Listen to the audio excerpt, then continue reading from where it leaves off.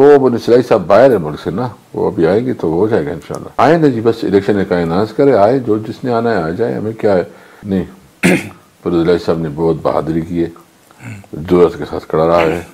हम इसकी इस जरूरतमंदाना फैसले किए और उसका हम एहतराम करते हैं और उसको खराज तहसीन पेश करते हैं। लेकिन मोनस इलाही साहब ने कहा कि हम पार्टी जिम करते हैं, लेकिन परवेज़ इलाही साहब ने कहा कि अभी ऐसा कोई फैसला नहीं हुआ, मुशावरत हो रही है उस पर।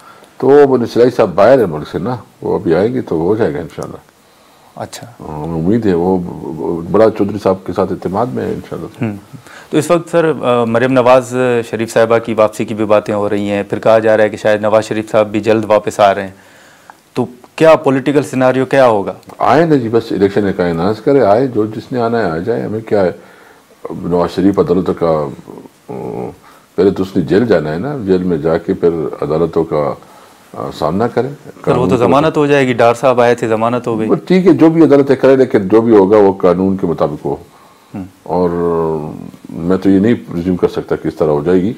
और बहरहाल हमें किसी से डर नहीं है। मरियम नवाज की वापसी, नवाज शरीफ की वापसी से तहरीक इंसाफ के वोट बैंक पे कोई असर नहीं पड़ेगा पंजाब में? अभी तो कोई असर नहीं पड़ेगा। अभी तो उन्होंने जो मिसाल कायम की हुकूमत की, अभी तो कोई असर नहीं पड़ती।